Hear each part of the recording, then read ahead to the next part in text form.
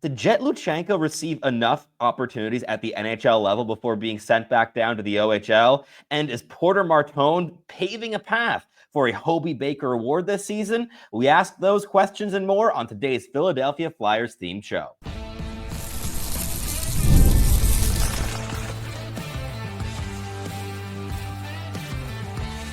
You are Locked On NHL Prospects, part of the Locked On Podcast Network. Your team every day. Hello, and welcome back to Locked On NHL Prospects, part of the Locked On Podcast Network, your team every day. On this show, we break down everything prospects related for you 5 days a week, Monday through Friday. I'm your host, Sebastian High, the USA scout over at Elite Prospects.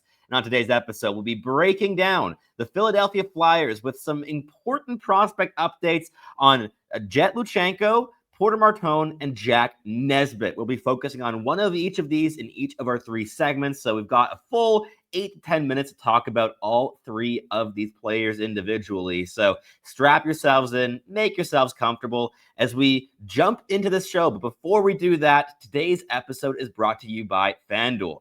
Download the FanDuel app right now by visiting FanDuel.com and win $300 in bonus bets if your first $5 bet wins. So Philadelphia Flyers fans must be having some questions here as Jett Luchanko was sent down for a second consecutive season after only playing in 4 NHL games at the start of the campaign, going all the way back to the Ontario Hockey League with the Guelph Storm, where he was the captain last season, as he will be once again this campaign. And I think that Flyers fans have a reason to ask questions here because Luchanko never played more than 10 minutes and 40 seconds in any of the 4 games he appeared in. And in all the other games, he, apart from one, he played in less than 9 minutes. Very much sheltered fourth line opportunities here where it's very difficult to make a mark and stand out in that type of deployment. So we ask the question, did he get enough of an opportunity? And then we move on to looking at Porter Martone in the second segment and the hot start he's had so far as the best player on Michigan State University, a very, very strong team that is certainly in contention for the Frozen Four this season. And last but not least, we'll head right back to the Ontario Hockey League and the Windsor Spitfires as Jack Nesbitt has gotten off to a solid start to the season. He hasn't blown the doors off the barn here just yet, but certainly bringing all the strengths that Philadelphia really assessed in their selection of him at 12th overall this past summer. And he's got himself some really exciting line mates here this season as well. So we've got a lot to talk about in today's episode. And let's just dive straight into it with Jett Luchanko, the man of the hour here, who was, of course, sent or returned to the CHL to the Guelph Storm here very recently. And he's a player that is so easy to fall in love with, especially from a fan's perspective. He plays the game the right way. He's intense. He's physical. He drives the middle of the ice. He shows flashes of playmaking skill. And to do all of this as a relatively undersized player, right? 5'11", 190 pounds is a good, decent enough frame for the National Hockey League, but isn't going to really help you win physical battles. But it's the mentality, the intensity, the ferocity he even brings to board battles and net front congested areas that makes him really exciting. The two-way impact. This guy's got great defensive details.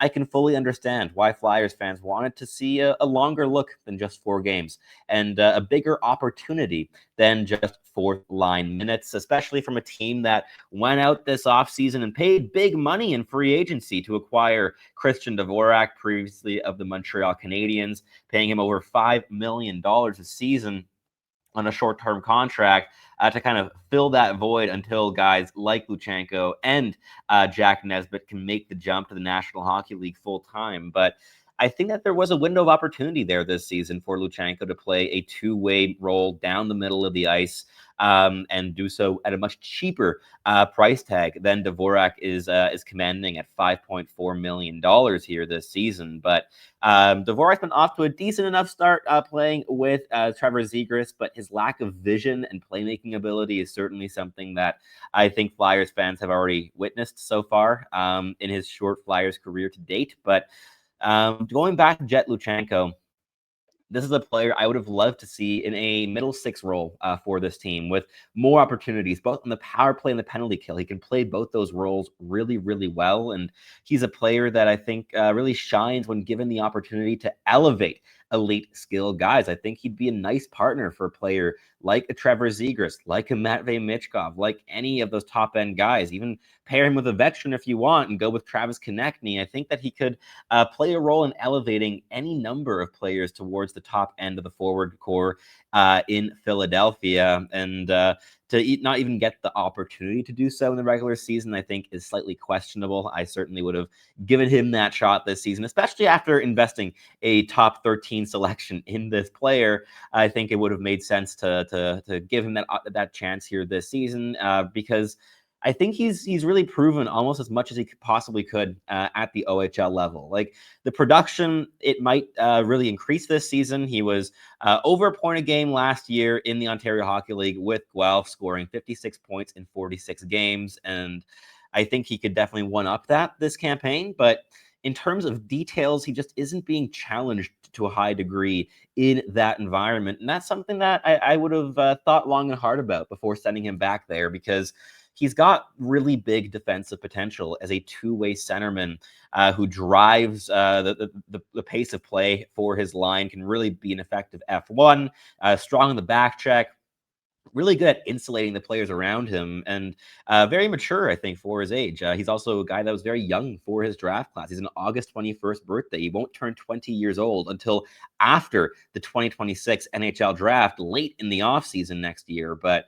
a guy that I definitely expected to get a longer shot in the National Hockey League, and especially if he were cut soon, to have at least gotten a game or two inside the top six. But I'd love to hear from you Flyers fans in the comments down below. What are your thoughts on the situation? Is he a player that you would have given those minutes to, or did you see the same thing that the coaching staff and management in Philadelphia saw and just send him right back down to juniors in terms of not being polished enough at this point to play a role on this team? But I think that he's a guy that brings so much to the table in terms of his speed, that skating ability, the playmaking upside, the physicality he plays with at both ends of the ice. Like, there's so much to love with Jett Luchanko, and he's definitely going to be a very important part of this team for many years to come. But I really am of the belief that he could have helped them here this season.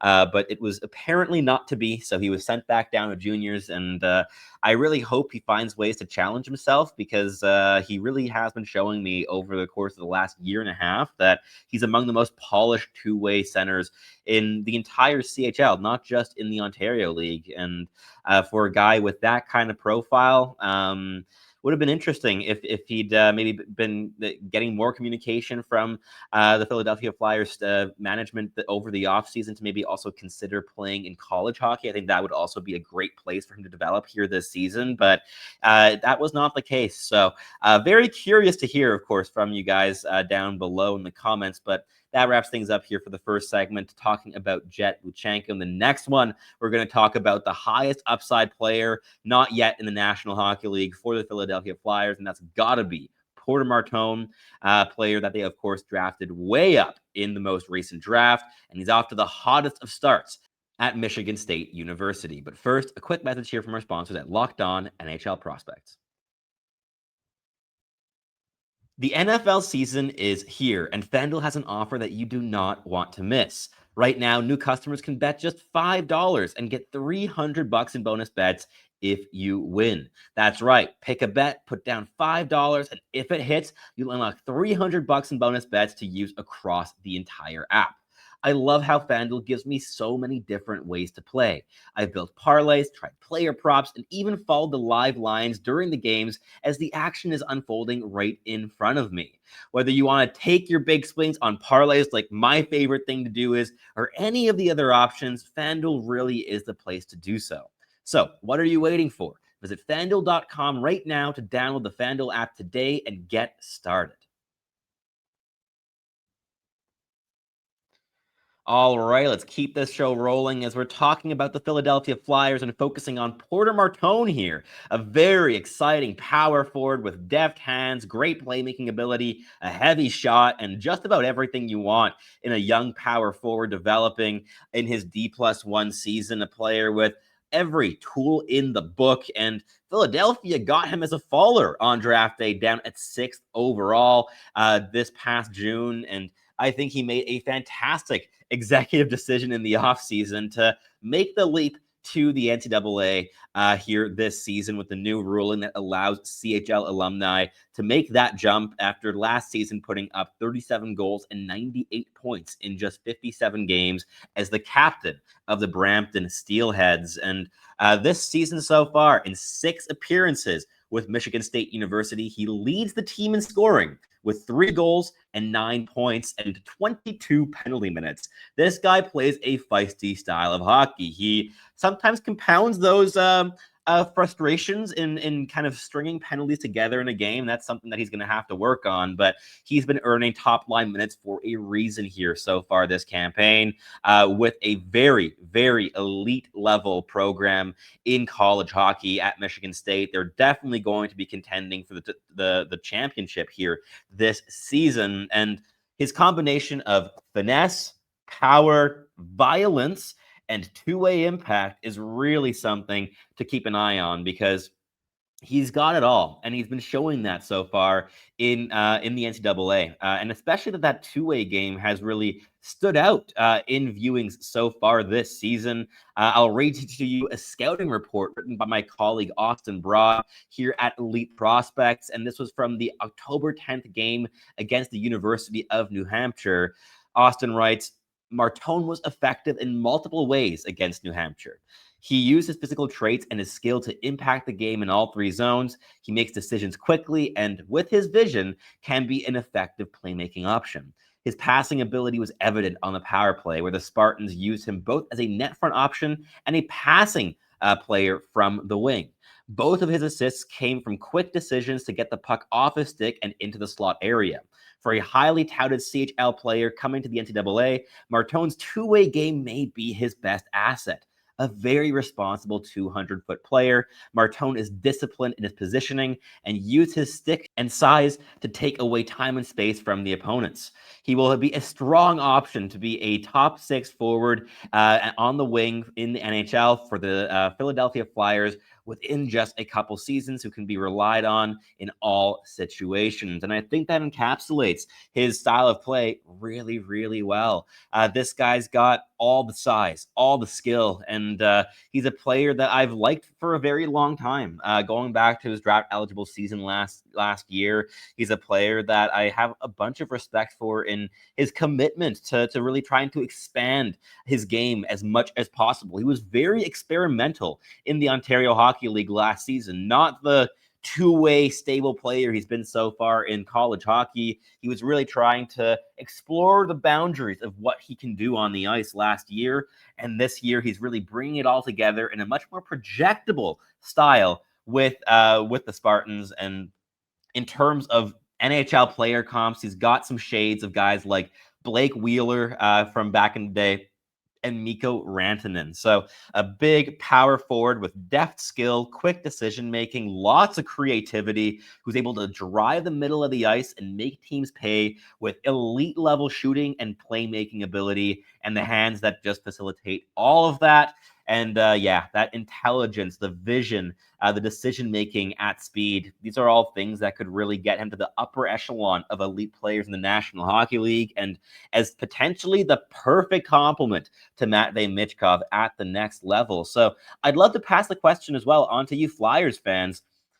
How do you think he's going to fit into your lineup long-term? Who do you see him playing really well alongside? Do you want to see him with a guy like Michkov, or would you prefer to see a player like Travis Konechny on the opposite wing? And which center in the system do you think would be the best to really elevate Porter Martone's style of play? I think for me personally, Jett Luchanko would be probably the current best contender for that award, but I would really love to see the Flyers go out and acquire, whether through the draft or by trade, a real elite level two-way center who can play in all situations, be a minute muncher wherever you need him to be in a top line capacity. And I mean, hey, if Trevor Zegras continues playing the way he has been so far and can learn to do that playing at center, as he's been able to do in spurts in his NHL career, but he's looked at his best on the wing for me personally. Maybe that's one method of getting there. But yeah, I'd love to hear from you down below, because Porter Martone just brings it all to the ice. He's got that intelligence. He's got the physicality, and that power forward tag that we put on him is not for nothing. This guy plays with real violence. He's a Broad Street bully, truly fitting that he ended up in Philadelphia with the way he plays the game, the pace with which he wants to play, the way he's vicious, not just in his physical implication, but in the way he wants to create offense. Like, very direct offensive player, tries to get to the dangerous areas and just make opponents pay for every inch of space he's given, every second he has available to him. And that shot is just an absolute cannon. And the playmaking, I think, is even better. So really, really exciting piece that I think had arguments as high as first overall in terms of the draft cycle last year. I mean, I think now with a bit of hindsight, Matthew Schaefer is quite clearly the only player that ever deserved to be in that conversation with his unbelievable start to his NHL career. But in terms of our debates over the course of the last year, Martone was always kind of in that same mix, with guys like James Higgins as the most skilled forward in the draft class, with Michael Misa as the most projectable forward in the class, and with Matthew Schaefer as potentially the highest upside guy in the draft class. I think that's certainly, of course, shifting now, but still, in terms of 2 and onwards, still very easily, I think Martone could be the second best player to come out of this draft class. That's not a stretch in any terms in the imagination, in my opinion. Very, very great draft selection by the Flyers. I think that you fans should be excited to have this player on your team. And if you get a chance to watch him in college hockey, please do so. He's been incredibly fun to watch, very entertaining player, constantly making things happen, but bringing a lot more stability and calculated decision making to the equation so far at the college pace. But among CHL players that made that jump this season to the NCAA, I don't think a single player has been more impactful so far than Porter Martone. So you're talking guys like Gavin McKenna and Caden Lindstrom, Roger McQueen, Jackson Smith.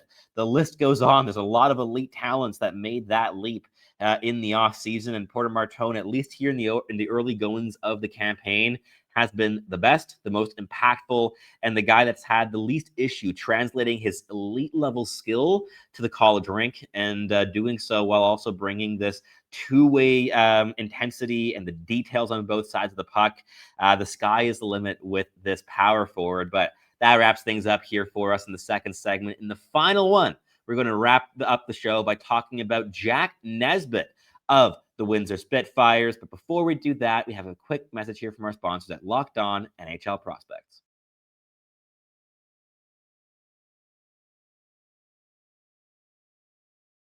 All righty, let's wrap up this episode here as we're discussing the Philadelphia Flyers and some of their top forward prospects in their pool. They're the 2 centers that they spent massive draft capital on, with both Jett Luchanko and Jack Nesbitt, on top of the obvious Porter Martone that we just talked about. But Nesbitt is a very big customer. It's one of the biggest reasons that the Flyers took that swing so early on him. And if you ask me, I think that they reached on him just as they reached a little bit on Jett Luchanko, but it was a bit more exacerbated with Nesbitt in my personal view. But that's not to say that he's not a valuable prospect. He most certainly is.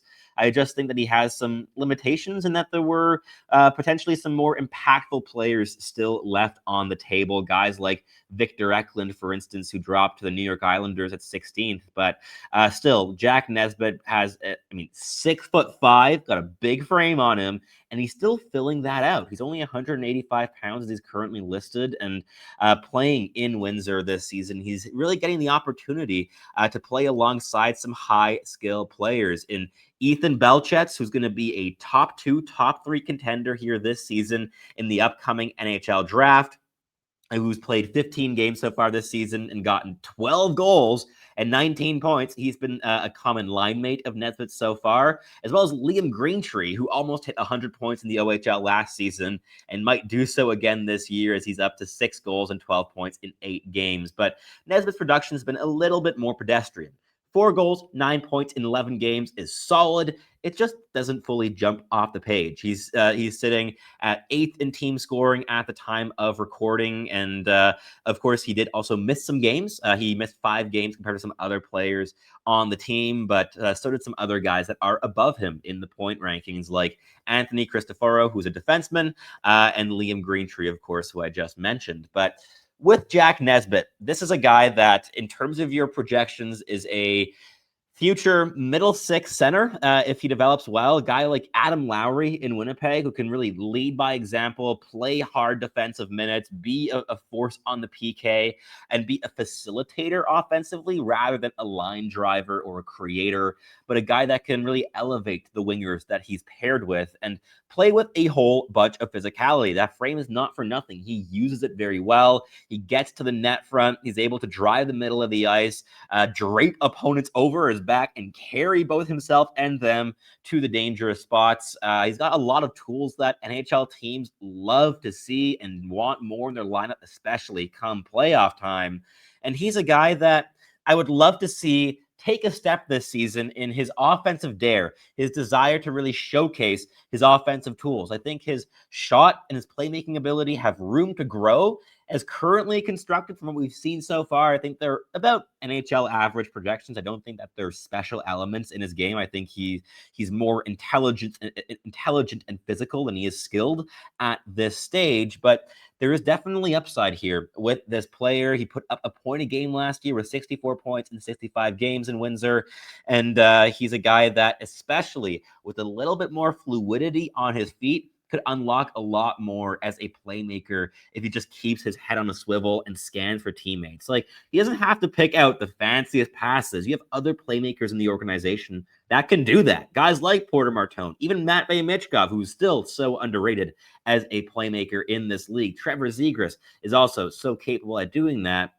What you need from Jack Nesbitt is face-off ability, two-way impact in terms of the defensive zone and the PK, and you want him to be just a beast at the net front. You want him to open up space for the guys that are elite with the puck on their sticks, because Nesbitt is better without the puck currently than he is with the puck.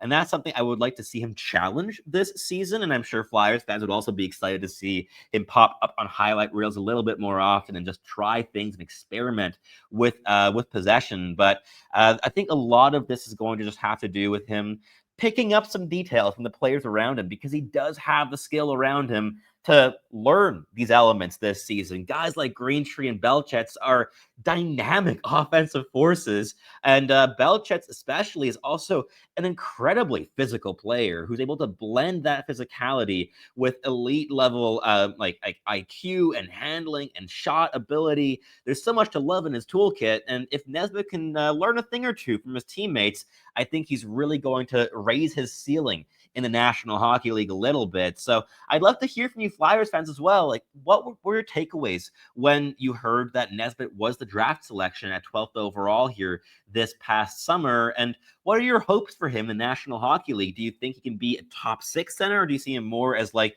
your reliable third line guy that just is a stabilizing presence and can go there shift after shift on the penalty kill and bring that physicality, that long reach, the range to break up plays with the stick and his physical implications in his own end?